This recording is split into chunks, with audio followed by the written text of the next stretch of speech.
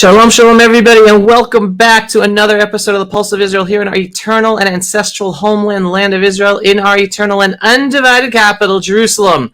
Today, we are in for something special and different. I'm going to be speaking with an author who is much more than an author. Michael Furtick is also an entrepreneur, founder of Reputation.com, and also heads a venture capital fund with a huge emphasis on Israel in addition to Silicon Valley. So we're going to be talking today to Michael about his latest book, which of course is connected to Israel, hence I'm interviewing him, as well as get into what's the connection of venture capitalism, a book. Let's get into it. So let's bring on Michael. Hi, Ali. Shalom, Michael. How are you? Thank God, good. It's good to see you. By the way, I love the introductory music. It was so exciting. I wanted it to go on longer. I was getting into it, listening to it. Yeah. I'm gonna thank my. I'll pass that on to my video guy, Shimshon. He's the one who created me the intro. We like Shimshon. Wonderful. Well, this has been an interview that we've been planning to have, little issues here and there, so it's wonderful to finally have you and be able to interview you and hear all about, one, this new book of yours, and then just a little about you and Israel and investing in Israel and everything. So first things first, your new book. What made you write a book and what's it about and why should people buy it? Thank God. And thank you. So the book is called Hipset. It's a novel that takes place in Tel Aviv. And it is a noir detective novel that takes place in Tel Aviv. And so I love the noir tradition. I think, in my opinion, that noir is one of the three, some people disagree, but one of the three American art forms, jazz music and its progeny, the Western movie, and I think noir is also a great American tradition. I love noir. And for people who are not familiar with noir, can you give an explanation? What is it? What makes it unique? Think Humphrey Bogart, okay, and Lauren Bacall. Think Humphrey Bogart, where a guy walks into a room and says, "Hey, what are you doing over there?" Right? And it's noir is a mood about a detective who stands apart from society, who's incorruptible, and who's not romantically entangled, who is not financially entangled with society, who has to do the right thing. Sometimes he's a bit of a tough guy, and noir depends. And this is so important because it connects us to Tel Aviv and why Tel Aviv is the right setting for this book. The book takes us through Jerusalem and through the desert as well, but the main bolus of the work of the setting is in Tel Aviv. Noir depends on an atmosphere of political backdrop, of municipal backdrop, of a city backdrop, where there's a lot of life going on. Fancy life, poor life, political intrigue, corruption, aspiration, beauty and filth, all in the same place. And that's why noir used to take place in New York and LA. Okay. Right. And you had all those things, and often ethnic, multiple languages, multiple ethnicities going on. And as I look around the world, one of the places where noir is a perfect setting for noir is Tel Aviv. You have a place that is exploding economically. You have a place that is now wealthy suddenly and dealing with its wealth. You have a place where people from different cultures arrive and work together and have conflict as a result. And you have all the life that entails. And so the book opens with a murder that has taken place in the Dolphinarium, which has now been removed, right? It's now been demolished. And the Dolphinarium represents so much of Israel's history in one place. Now it's gone, which also represents part of Israel's history, right? It's on to new things. Right. For those unfamiliar, there was a very, very horrific and very well-known terror attack at the Dolphinarium back in the Second Intifada. So it's a very well-known club here in Israel because of that event. Yeah. And that horrible terror attack figures in the first few pages of the book, and as atmospheric backdrop for the events that unfold. Wow. And so first of all, Tel Aviv is a city I love. Jerusalem is a city I love. It's just not where this book took place, chiefly. But Tel Aviv is a city I love. I work, as The you next know, book, Michael. Next book's Jerusalem. the next book in Jerusalem. So and you know, I work in the Israeli high tech. So Tel Aviv is a big part of my life, as you can imagine, and I often go to the Tayelet and I think there, and I'm up at all hours because of when I visit because of jet lag, and I get to see the beautiful sunrise and the beautiful sunset, all the experiences that your viewers who've been to Israel and been to Tel Aviv have had. And and I said, you know, I wanted to write a book. I do write books as part of my life, and I wanted to write a book that took place in Tel Aviv. And I said, this is the book I want to write. And it was a noir novel. And our hero, there's a triumvirate of main characters, but one of the heroes is an Israeli police detective who is headquartered, is residing in Tel Aviv, and we follow him and the gang through the streets of Tel Aviv to discover the identity of the victim and then who perpetrated it in the current and present time. And for me, and this is important for me to say, not everybody needs to hear it, not everybody wants to hear it, but for me, this book is an important act of Zionism as well, and I want to explain that. I want to explain that precisely. And I don't know if everyone watching this program will care, but I think many will, and I do. So I want to share it with you, and I think you do, by the way. I want to share it with you. Sure. So if you look at Israel, we need to, in order to understand it as an act of Zionism, this book Hipset, which was published in 2021 and is on Amazon. And perhaps we can provide a link later to your viewers. Yes, please. Yeah, please send it. Thank you. We'll include that when it gets published online. So Hipset, it's important to understand it in the context of books that have been written about Israel, novels that have been written about Israel, and that take place in Israel. So I've read, as you have probably, many books that have taken place in Israel by American authors, by Israeli authors.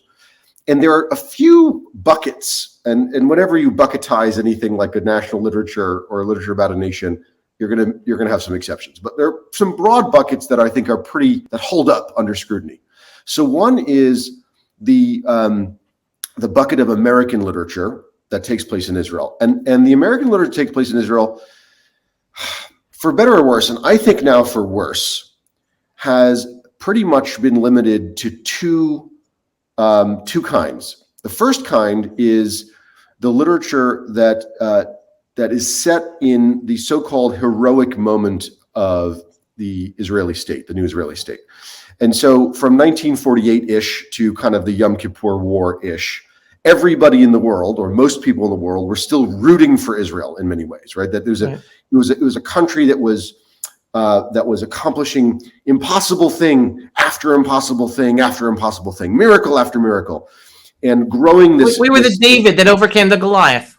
The David overcoming the Goliath, coming out of hell, by the way, right. So and walking out of hell, overcoming Goliath at the same time, right? Right. And so I think, unfortunately and incorrectly, and that's a whole topic for another time. Unfortunately, incorrectly, Israel has lost that halo in the last decades. But we can agree that there was a time when this stuff, when Israel was overcoming impossible thing after impossible thing and accomplishing impossible thing after impossible thing, there's a body of literature by Herman Wouk, by the Americans who write about this lovingly, that told these sets of stories, Bernard Malamud and so forth. Okay, so we can that's sort of kind one, bucket one, sub bucket one. The sub bucket two is, did you know Israel is where the Bible took place, right? So Israel as the place of biblical stories. So many beautiful books of this type. Anita Diamant, I'm not sure how to pronounce her name, has written such books. I think Red Tent is a good example. There are many books of the history of the Jewish people and others in the land of Israel in the biblical unfolding, okay, or biblical times, or ancient times that are historical fiction that are connected to biblical times and so forth. So that's the second major kind. Okay, you're starting to get a picture of what's missing. Fine, that's sort of bucket number one.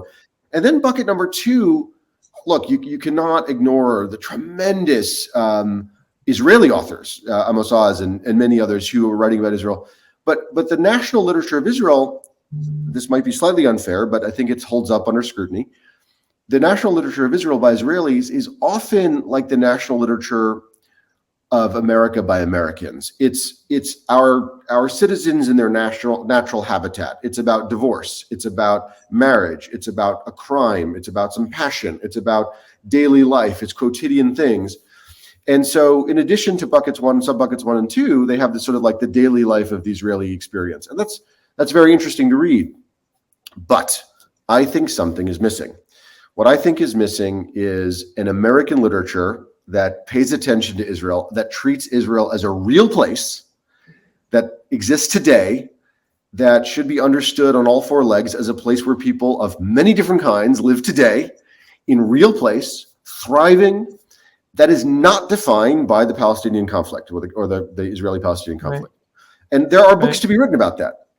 But what about and then one more item that has to be included, a real place. And the book has to take place in Israel and cannot take place in Russia or in Australia or in Nigeria or in Mexico. It is a book that is essentially tied to the facts on the ground of Israel. So I think that if you present a place in a real way, lovingly, and all that entails, I think it's an act of love, an act of support. And if you want to see that kind of book, it's also an act of, for me, Zionism. And so the action of the book unfolds. The action of the book unfolds in this marvelous conundrum of sort of legalism, in which you have this immigrant population in Israel that are often called the Sudanese, refugees, and they arrived in Israel. And what's very interesting about Israel is that Israel had no legal mechanism to cognize these people, because who wanted to come to Israel apart from Jews? I mean, who would be crazy? Right? And so there was a legal mechanism to let Jews immigrate. There were some legal statuses of Israeli Arabs, Palestinians, displaced persons, whatever it may be. But there was a whole bucket of that, a lot of legal technology to deal with that set of questions. But there was basically nobody else who wanted to be in Israel. And then all of a sudden, Israel's a wealthy place. The Sudanese crossed the desert to get to Israel. What do we do with them? And there was no legal technology to address it. So now you have a relatively small number, large for a country like Israel, but relatively small number of refugees with an outsized presence, outsized awareness about them in South Tel Aviv. And then in the book, one of them shows up very, very murdered. And what happened? Okay. And so this story proposes that the answer to this 2000 now murder begins in the time of the Queen of Sheba. That's what the book proposes. And so there's this journey through time in the context of this noir novel with this kind of hard-boiled, lonely detective called Israeli police and his friends, and so forth. So the people who've read it have liked that biblical connection. They found it was a bit of a love poem to Tel Aviv, because it really, reflects. I know Tel Aviv well, and it knows that it reflects that part of the understanding. And it also makes the case, if you read the book, it makes the case for Israel today as a real place that cannot be dismissed hysterically by whoever you are, from the right or from the left, and demands to be understood as a real place, the way New York is a real place, the way Texas is a real place, the way the UK is a real place, and should be treated as such. And one of the great achievements for me of this book has been that most of the readers, we have, thank God for the Jewish readers, we like the Jewish readers, but most of the readers so far have been Europeans, because it was launched first in Europe. It was launched first in Europe. This book was launched in Jewish Book Week last year in the UK, and then has just been published this year in the US. Most of the readers are Europeans who have never been to Israel, who are seeing Israel the way you might have seen Israel, a new country, through a James Bond film years ago, which used to say, "Oh, well, I've never seen this place before." It's like I've just been taken to Jamaica through James Bond's eyes, right? Right. And now they're seeing Israel the way they would see Berlin through a novel, the way they'd see Paris through a novel. And that is a great achievement for me, because it's not yet another Jewish book speaking only to the people who already care about the place, for or against. It is opening the eyes, and because of the way it presents Israel, it is creating a good reception among the people who don't know Israel, who are now curious about Israel, want to go, think there's more texture, now know it's more than Israeli-Palestinian conflict, don't think of it just as that way. And I think that's so far for me one of the things I'm most proud of for the achievement of the book. Also, by the way, Avi, it's a good book. I think it's entertaining, and the contract of the book. One of the things I want to say one more thing about this, because you're someone who reads, right? So much of the literature since basically James Joyce, so much of novel literature in the last 100 plus years, has been an abandonment of plot, right? You kind of just said the plot matters less, the narrative matters less. And I think in the last 20 years, a number of writers, and I'm one of them, have said, look, part of the contract with the reader here is if you're going to create a complication, you have to resolve the complication in a way that's satisfying. Otherwise, you have like the third episode of The Matrix, where it's just a kind of this weird rave. And that's like, we didn't understand our own plot, so we end the movie with a rave. It's like it's just a cop out. And so, I'm part of a generation of writers who believes there needs to be a good, meaty plot with answers and wrapping up the complication, a complication that further complicates, and then you wrap it up in a way that makes sense. And that's part of the promise to the reader, in addition to the good sentences and the good vignettes and the good set pieces and the good characterizations and so forth, and the setting in Tel Aviv. So I hope your readers, your viewers will love it. I hope they'll talk about it. I hope they'll enjoy it, and I hope they'll feel the Zionism behind it. Yeah, no, I definitely, I hear, first of all, I obviously hear your excitement. First for the love of the book itself, but also for the love of the messaging you're trying to get out with it, which again is very important. Not everyone understands. It's making Israel real. Like, we all know Israel's real, but in terms of society, in terms of it's a normal country like everywhere else, like, yes, it should be put on a pedestal for certain reasons, whether religious or cultural or historical, for sure, not to take that away. But very few people without a personal connection with Israel don't have the understanding of real Israel and the real challenges. And we're a normal place with the same challenges like all of other countries in the world, with additional challenges. So that It definitely sounds like you're trying to bring people into that, and therefore more connected and more appreciative and real, and developing a more real relationship with Israel, as opposed to just the headlines or just the biblical, historical, whatever narratives. 100%. 100%. Look, most Israelis would list, not during the pandemic, most Israelis would list housing affordability as a top topic for themselves in their lives, or milk affordability, dairy affordability comes up periodically, right? And so when you see, and you're an American who's moved to Israel, made Aliyah, you're now Israeli. You may still be American, but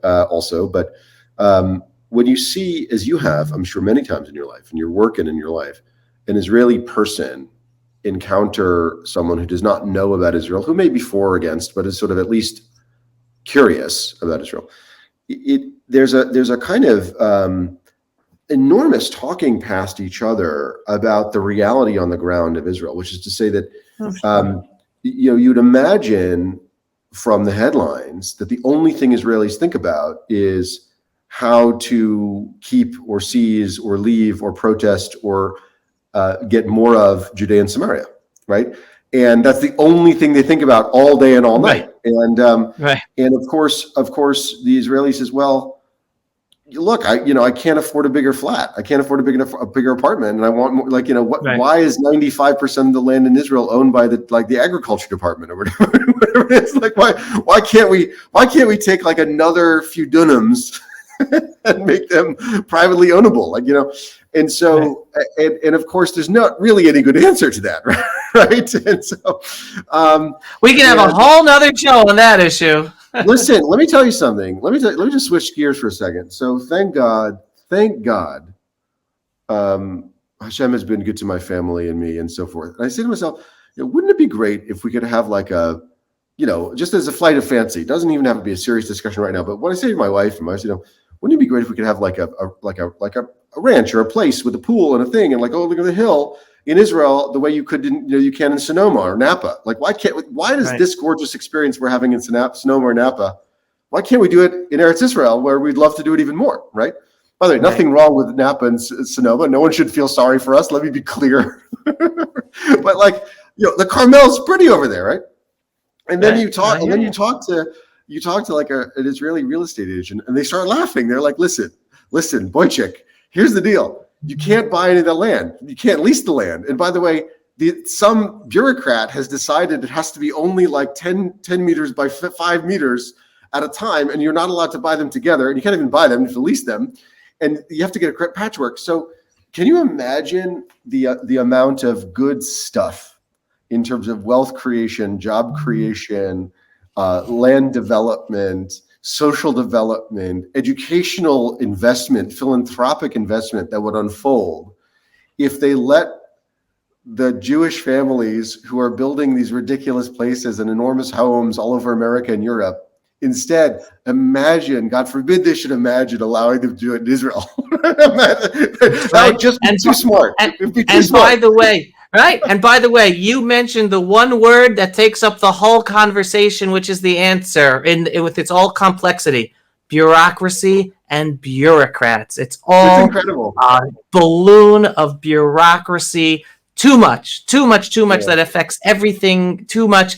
That's listen. You know what? My I don't know if you've heard my message to people about like coming home and moving back to Israel, but I like to tell people, listen. When people make Aliyah and move back to Israel, that's not the end of the journey. Too many people think, however old they are, whether they're teenagers, whether they're 20s, whether they're coming after retirement, right? They feel like it's the end of a process, the end of a journey. I'm like, no. Your decision to move back to our ancestral homeland is the first step of the journey, because our purpose is to be here and make this place the light into the nations. There is so much work to do. It's not the perfect place. Don't imagine it being perfect. Don't delude yourselves as perfect. Not at all. We got so many issues, and we're supposed to be here in order to work hard and overcome the challenges to do our part in trying to make it better. So it's the first step of a new journey, not the end of a journey. And then that's part of the whole. There's good news, and I'm sure you report on good news all the time. But from one corner of the world, which is important in Israel now, which is the high tech. You heard about it? High tech. It's one thing that I think you can credit. I'm not going to wade into Israeli politics locally, but I mean you can. I know where you're going. Well, you can credit the Netanyahu years. Okay, I don't need to locate it with Netanyahu or somebody else. I don't really care. And there may have been a lot of support from other parts of the parliament, the Knesset, at different times. But what we can see over the Netanyahu years is that high tech has been unleashed from some of the old socialist tendencies that still govern so much of Israeli life. In some weird way. Walking out of this incinerator as our people did, we brought with us German socialism, which is bonkers to Israel, right? But we kept that stuff. So there's always been this sort of like socialist thing in the background of a lot of the elites and all of the way that the country's been run, which is why for a long time the hotel experiences and hospitality experiences were awful, where they felt they were doing a favor by answering a phone call, right?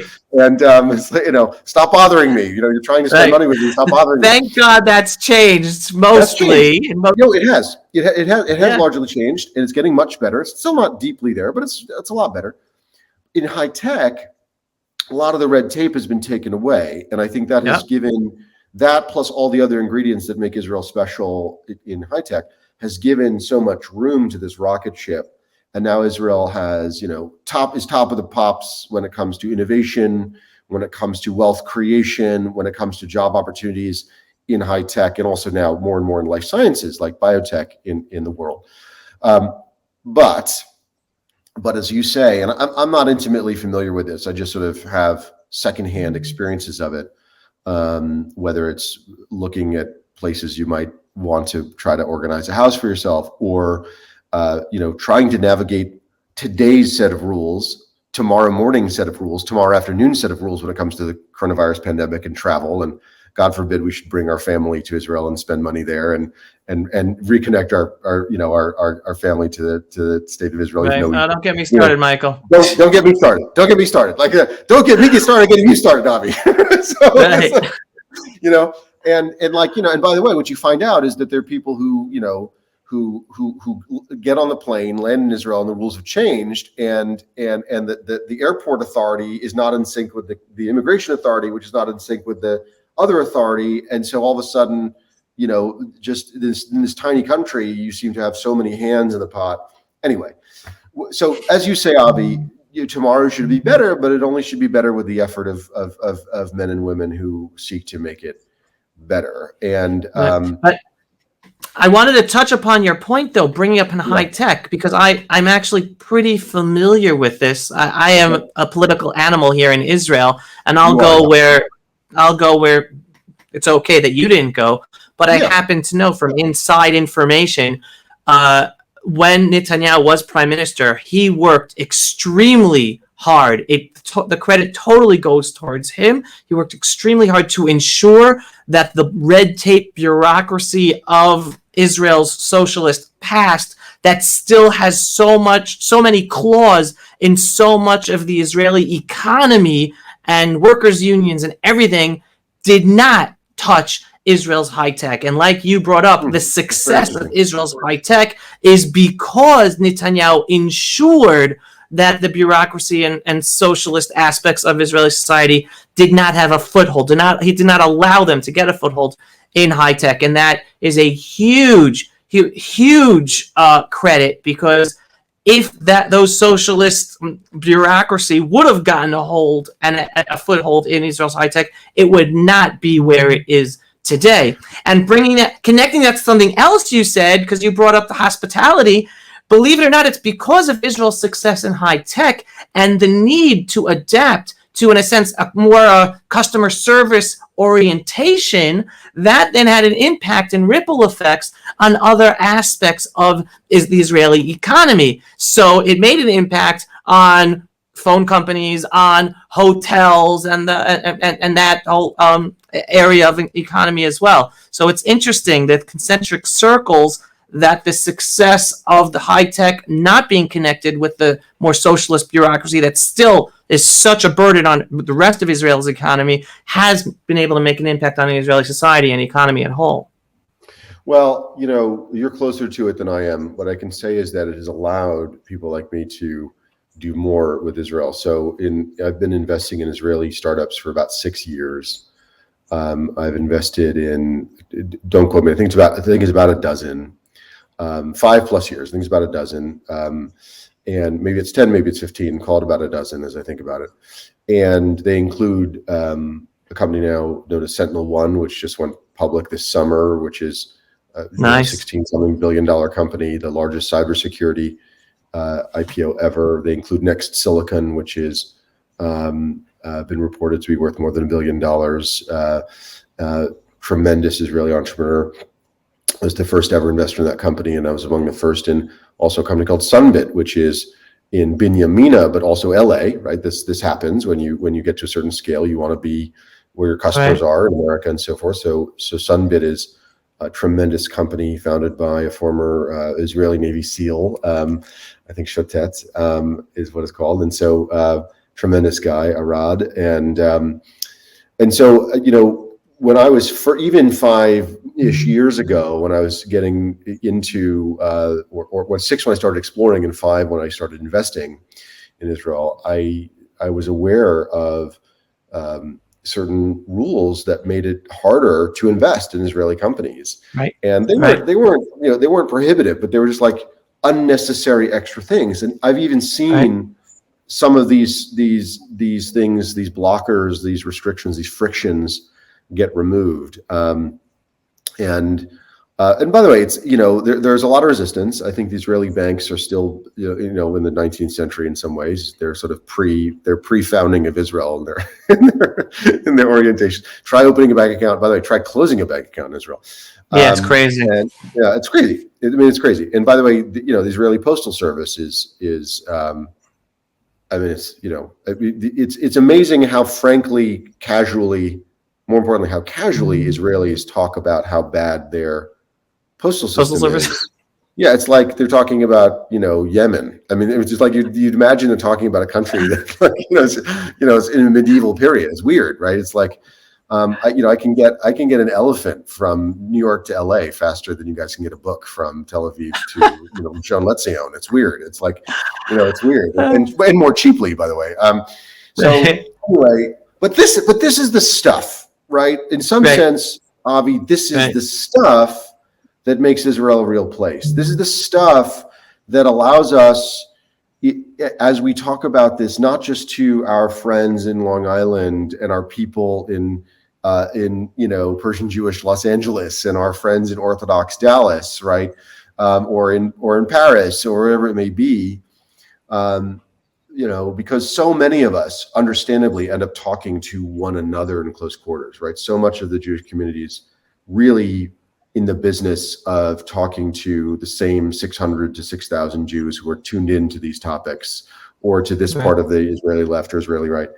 But so much of what Zionism must be is a putting forward of who we are as a nation, as a people, and also what Israel is as a country, as a political fact, and as a daily life in a real way to people who otherwise are just reading headlines about important but not defining qualities of daily life in Israel. And by the way, that's the work of high tech, right? There is no better ambassador for the state of Israel than the high tech industry, right? Because if you're in China or you're in America, or even if you're in Saudi Arabia, right, you are relying on, or even Iran, you're relying on Israeli technology, and you can't get around that. And somehow a person who sort of says something snide in Europe about the wall around West Bank might also say, "Oh yeah, but this technology I use, that's somehow different," and they somehow are able to have this cognitive dissonance where they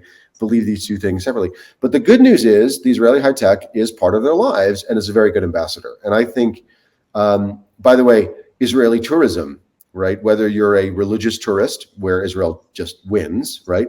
Or you're a beach tourist, by the way, which is also good. Lots of Russians, as you know, coming down the new airport near Beersheba, and there's a great there's a gay tourism in Tel Aviv, and so, like, there's so much stuff that is happening that is now changing the conversation about Israel, and by investing in it, money, dollars, time, through heroic ventures, or by writing a book like Hipset and promoting the book like Hipset to chiefly non-Jewish audiences, though I love promoting it to Jewish audiences, I think that is my clear effort to break us out of this internal conversation. Let me put some more meat on the bones there. So my wife is a Jewish educator. She teaches Tanakh, and she's very special. Yeah, she's very special, and she's somebody who grew up in the Reform movement very strongly, and then was like, and we have been graduating in our own way, by our own estimation, and having different experiences. But she very much grew up as a professional Jew, right? Let's say that way, and I did not. And I have this conversation with her very often, in private and public.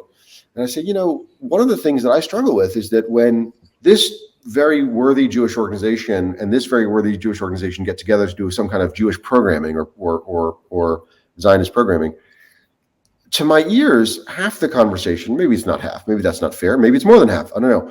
Half the conversation is like, what relationship should my organization and your organization have in taking credit for this event, and in the logo size on our website, and who should speak first, and who else should we invite? And then what ends up happening is, and my number is 600, I use the number 600, like the same 600 people are in the conversation. Like, it's like, oh, we've seen this professor talk before, we've seen this person talk before, we've seen this rabbi talk before. And so, to me, successful Zionism, and by the way, Zionism is not the only reason I wrote Hipset. I wrote it because I wanted to write a book. I had to express myself. I like noir, and I have to want to write a good story for people to read.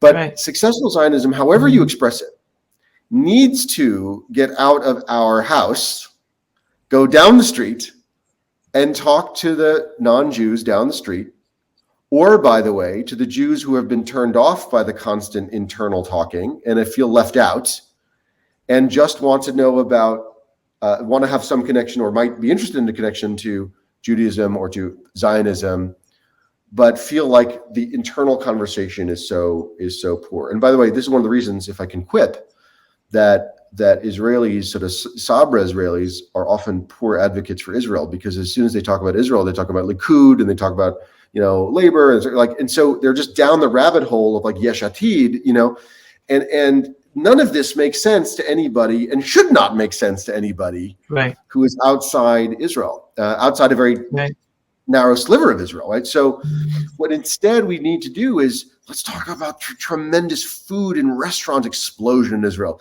How proud are you?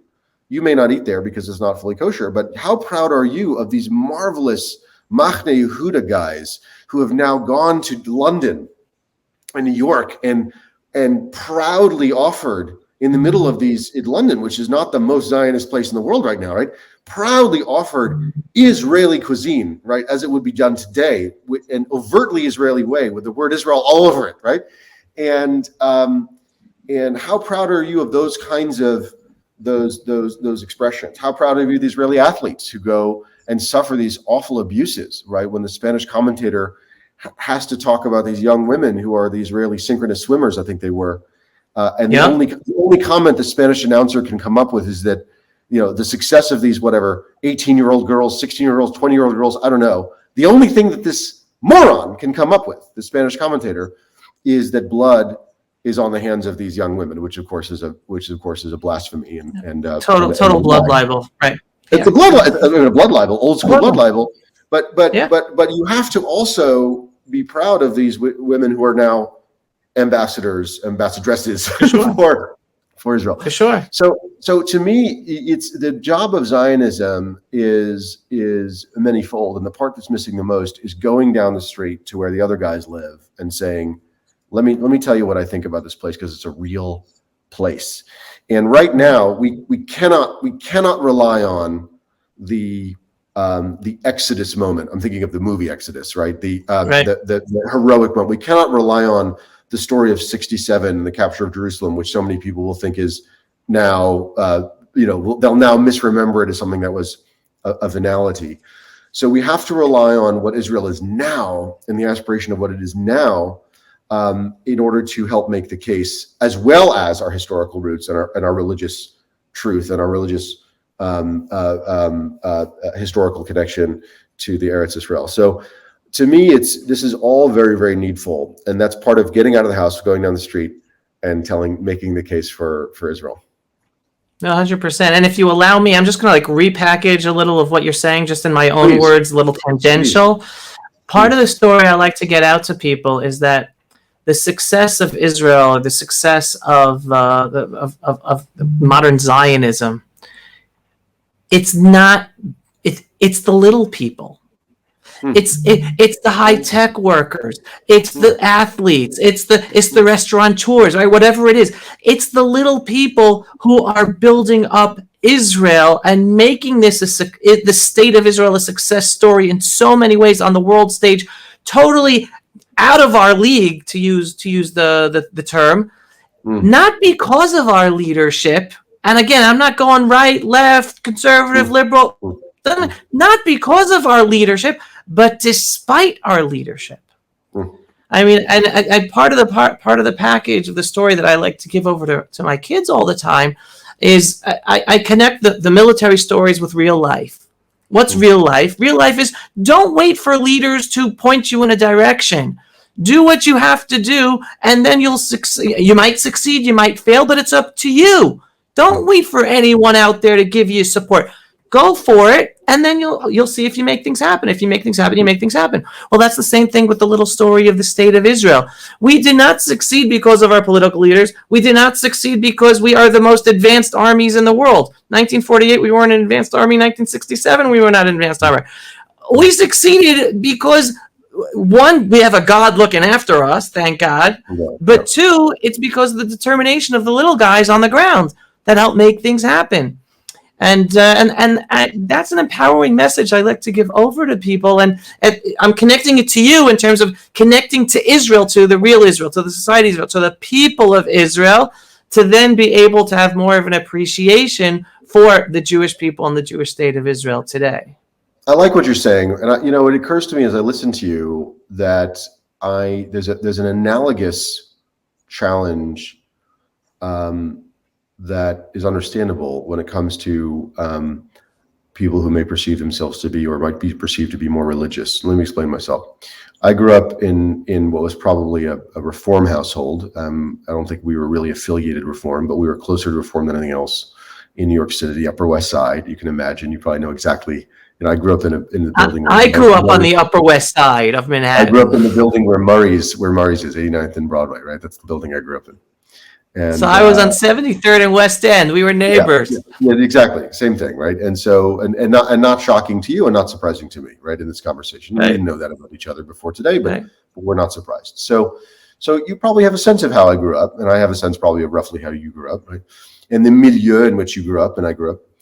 And so, I grew up with some, and my father was born into kind of what you'd probably call an Orthodox household, and had some reservations about it growing up for a few reasons.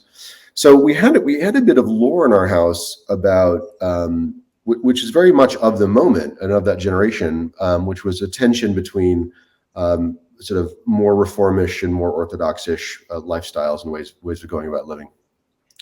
And over time, I came to find myself never really excited by what you would call Reform stuff. Okay. And I tried, and I tried Hillel House in college. I was one of the founding fathers of API at Harvard because I couldn't find the warmth at Hillel House. And I also found the warmth at Chabad, right? The Chabad rabbi there showed up just about when I was in college, and I found the warmth there. And so, over the years, I've been interested in these things. And some years ago, I started to study, and now I'm on the daf most days. And I'm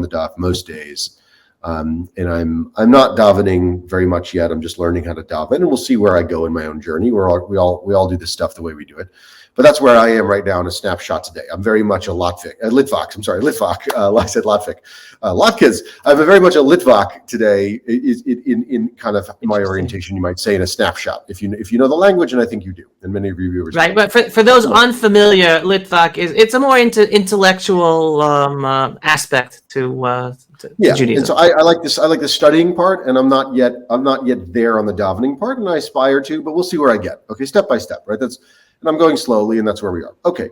That is the correct thing to do. 1 foot at a time. 100%. Okay. Go for it. Okay, there we are. So thank you for that. But here's what I learned, and I have learned, which is that there is, and by the way, Israel plays a big part in this challenge, and I'll get to that in a second. You'll know where I'm going in a second.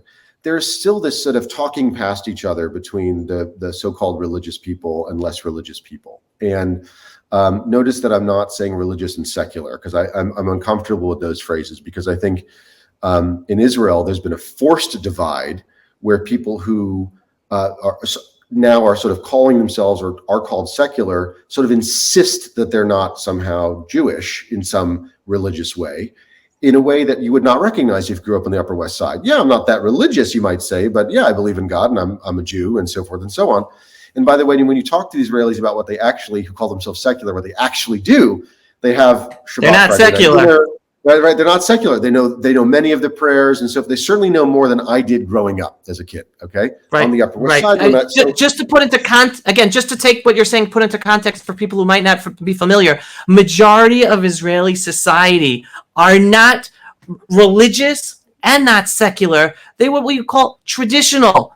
They have a strong Jewish identity, and they do holidays, do Shabbat, they do things their own way. They don't follow the laws like I do, like a religious Jew, but they're very, very Jewish identity oriented, and it plays a big part in their life. And unfortunately, as you mentioned, because of media and stuff, and leadership, they like to divide us. So majority of Israelis are termed secular, even though that is far from the truth. Yeah, So yes, and they're pushed into this weird secular conception, which is almost sounds like atheism, and it's not that, right? And it's weird, and it's certainly as an axis of comparison, it does not match at all or map at all the American experience of religion or Jewish religion, for example. Okay, so that's the background.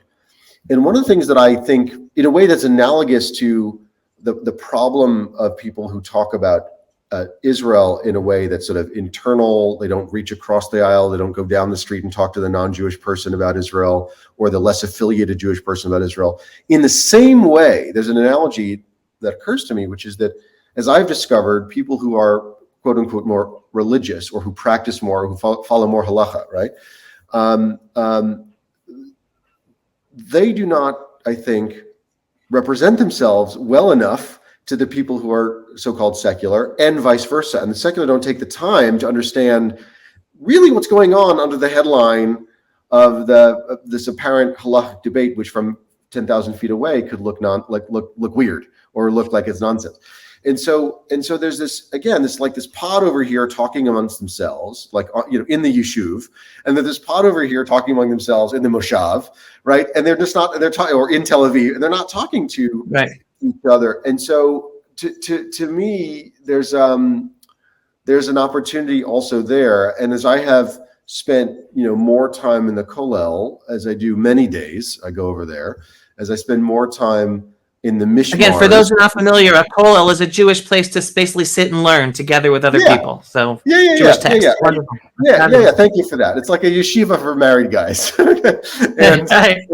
and just to be clear, in the stratum of learning in the kollel, I'm very much in the beginning stratum, right, the lower stratum.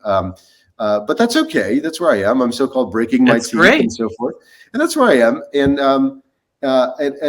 that's how I've gotten good at anything I've ever done, as you have, as everyone else has. So you have to start somewhere.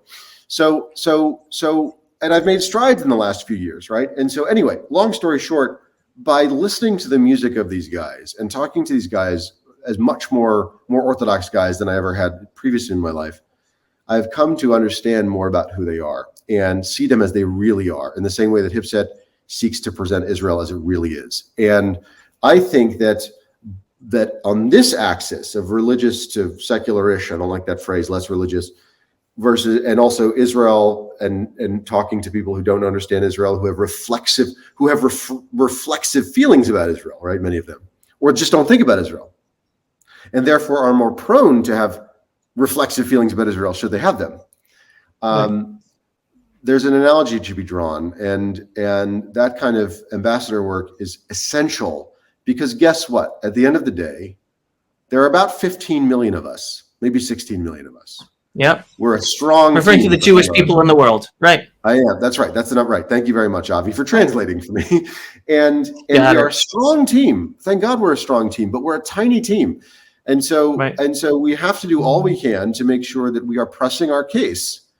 And we have to press our case not just at the UN bravely, not just the ICC, the International Criminal Court bravely, not just in the halls of Washington, D.C. and Brussels bravely, and in Beijing bravely, as we do, not just in Dubai bravely and Riyadh bravely, but also, as you say, in everyday life, in everything we do, because I believe that if we continue to do that, the curve of the future will bend in an arc towards us, and we can recover some of the halo that we, I think, unfairly lost through a fairly organized a set of accidentally and intentionally anti-Semitic movements over the last 5 decades, which is seeking to destabilize the importance of the Shoah, to destabilize the importance of the essential quality of Israel as a state.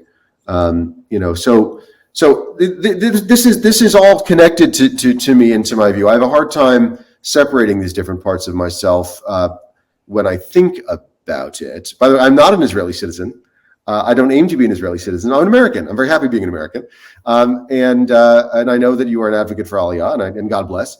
But right now, and that's not my plans. But I'm very happy to be an American supporter of Israel, doing the things I do, and I'm very happy to to connect these dots in this way because I think it's essential. No, I totally hear you. And just to and I'm gonna take your point and again extrapolate and I guess in a sense end on a summary of what you're saying in a way that I don't know if you know it, but this is a message that I like to give and talk about. And I remember I specifically spoke about this when I spoke at a number of synagogues back in Los Angeles a number of years ago when I was on a speaking tour. And again, the headline news at the time was about the division in Israel, and there was a lot of hatred towards the ultra-Orthodox Jews and everything, and that's what everyone was talking about. And I made sure to emphasize in my talk, folks, do not trust the headlines. Israeli society, and I believe this to be true, I don't just say this, Israeli society is much more unified with all of our different groups, whether it's ultra-Orthodox Jews, secular Jews, traditional Jews, as well as Arab Israelis in part of our society. We're much more unified in the day-to-day than we're given credit by journalists, media, and even our leaders, whether religious leaders, political leaders, who are all after headlines and to, in a sense, have a reason to get attention, unfortunately. But on the day-to-day, you have religious and secular and Arab Israelis working together, shopping together, talking together. And again, if just taking the Arabs out for a second, just to focus on the Jewish people, I don't believe there's ever been a more unity in the Jewish people than today. Yet because of the media and because of the attention leaders get against whether religious or political leaders in order to get attention that try to divide or give over the impression of division, it does an injustice to the reality on the ground. And again, I'm talking one, I live here. I mean, I've been living in this country for 30 years, except for a 5-year hiatus that I was living back in Riverdale, New York for college and graduate school. But I worked in Tel Aviv. I remember I used to get into ideological conversations or arguments every day with my fellow secular or traditional Israelis in the office, right? Huge high-tech projects I was working on. But they were conversations out of love. Like, no matter how heated a conversation, at the end of a conversation, we were still brothers, and we were working together on the day-to-day. So that's something that does not get across to the what? It's very Jewish, right? And that doesn't get across to our brethren, our Jewish brethren in America, who are just focused on the headlines of what they read in the news, because that's what you get. You get the headlines, and you get what this leader said, or that politician said, or what that rabbi said. But to go into the economic conversation, I'm very bullish about the Jewish people, the future of the Jewish people, and the state of Israel, even though it looks like the whole world is going crazy in so many ways. But again, I think it helps that I have the religious perspective of I believe in God, that he's running the show, and somehow the end of the story is good, even though I have no clue what page we're on or when the end's going to be. But I do believe the end of the story is going to be good no matter what's going on. And what we are witnessing, whether as citizens of the world or whether as Jews or whether as Jews living in Israel, we're living miraculous times. And again, it's the story that's being developed by each individual person. And it's just about making a Jew or an Israeli realize, don't wait for the leaders. Forget about the leaders. Well, you're making it. As you know, Avi, from the Pirkei Avot, you are not required to finish your work, but nor are you permitted to desist from it, right? So you have the great good fortune of having conviction and faith that Hashem is getting us where we got to go. That notwithstanding, we can't put the shovels down, and so we can't put our 100%. Right. That's why you're doing this interview today. That's why you do so many interviews. That's why you do what you do. That's why you do this fearless advocacy, because we can't put our shovels down. I am very optimistic about Israel, and I think Israel is being very deft in its international work and so forth. And I'm also optimistic that America will continue to stand by Israel in a very strong way. There's a new form of overt and sort of proud anti-Semitism. It does not call itself anti-Semitism, but there's a new form of overt anti-Semitism in the form of of stated anti-Zionism that has found its way into the political corridors and media corridors of power in America. I'm thinking of Rashida Tlaib, whom I consider to be an overt anti-Semite. And even though she supported Bernie Sanders, and even though he is Jewish, and even though he has challenges with Israel that I do not consider to be anti-Semitic in his case. I think he's wrong about Israel in some cases, in a lot of ways, but I don't think he's an anti-Semite, even though he's Jewish, or in spite of his being Jewish or whatever. I think she is a regular anti-Semite, and I think that some of her squad mates, not all, but some of her squad mates are just regular anti-Semites. But they've dressed it up in a new and sort of sexy, I'm going to say that word with quotation marks, but a new and sexy kind of appeal to their old rehashed sense of victimhood. But it's very, very dishonest, very unfair in the way they present these things. And by the way, if you listen to how the words coming out of their mouths, you would think that Israel's population was made up of 100% Nordic-looking blonde men who, oppress, people who are not Aryan white. I mean, it's an insanity on top of insanity wrapped in a lie, and so. But just to tell people the truth straight out, so people don't misunderstand, a majority of the Jewish Israeli population are Middle Eastern Jews. So do not believe the lies put out by the global media and anti-Israel advocates that we are some Western white colonialist project. No, we are the Jewish people who come from all diaspora, exile from all over the world. We're white, yellow, green, brown, but we're Jews, and we're back in our ancestral homeland, and that's a lie. It's easily disprovable, but I mean that's right. That's the. And not only is it so, and because it's so easily disprovable, it gives further lie to the lie, which is to say, the audacity of the liar is proven up by the easy disprovability of the lie. And you can say that about more than just that gang in the political rhetoric of today. That is part of the political rhetoric of today, as it always has been.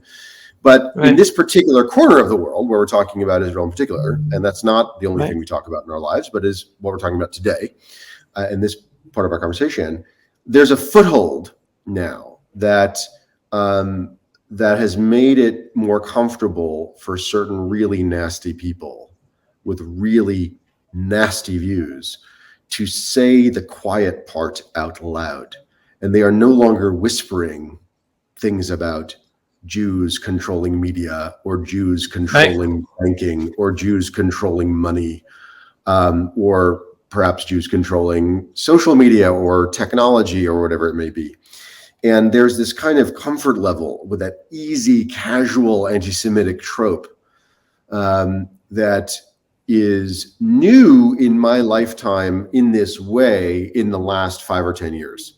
And so I am very optimistic, but I'm not sure that the next 25 years are going to be better for young Jewish people than the last 25 years were, for example. And there are going to be many reactions to that. There are going to be Jews who disclaim being Jewish and try to make friends with the anti-Semites by somehow disclaiming their interest in Israel or in being Jewish. There are going to be Jews who go more deeply into the Jewish community or into Jewish ritual life, either because they believe in it or because they're escaping the outside world and the things they're trying to put their blinders on. There will be people who are more vociferously open in their advocacy. You're one of them, I'm guessing. And there'll be some cross currents among all these things. But nonetheless, it is an optimistic time, but it's a dangerous time. And I don't like what I see happening in France. I don't like what I see happening in parts of Michigan. So I think we have to keep our eyes open, and we have to keep saying the 100%. Truth over and over and over again. 100%. Michael, it has been such a pleasure to talk to you. I would definitely and very much enjoy continuing the conversation on so many of these topics as they develop over time. We'd love to reach out and do it more and hear your input. But thank you so much. please don't forget to send me the link for purchasing the book so people can go online. I already see comments of people who are saying they want to purchase the book. They're really interested. So looking forward to adding that for people. And keep on doing your Zionism as a proud Jew and every way you can. Because again, as I believe, helping the state of Israel is not just about helping the Jewish state of Israel. It's about helping humanity, because it's from here we're helping humanity in so many ways. So thank you so much, Michael. I really appreciate having you today. Thank you. Thank you. Thank you very much. I appreciate all you do. And I'm sending you the link and email right now to Amazon. Awesome. Amazing. All right. Shalom, Michael. Thank you. And Happy New Year. Shana Tova Mitsuga. Should be a healthy and sane year. Healthy, sane, safe and sweet. Bye-bye. Amen. All right. All right, everybody. I hope you enjoyed this interview with Michael Furtick, author, a venture capitalist, entrepreneur, and obviously you hear a very, very proud Jew, learning, connecting with his Jewish identity in so many ways, and also an investor in Israeli companies, which again is not just about helping the Israeli entrepreneurs, but it's about helping the world through high tech in so many ways. So again, the link will be up for you to be able to click on and purchase the book. And in the meantime, signing off from the ancestral and eternal homelands of the Jewish people here in our united and undivided capital, Jerusalem. This is Avi Ablo for another episode of the Pulse of Israel. Pulse of Israel, frontline videos from the Holy Land. Support our work by donating today.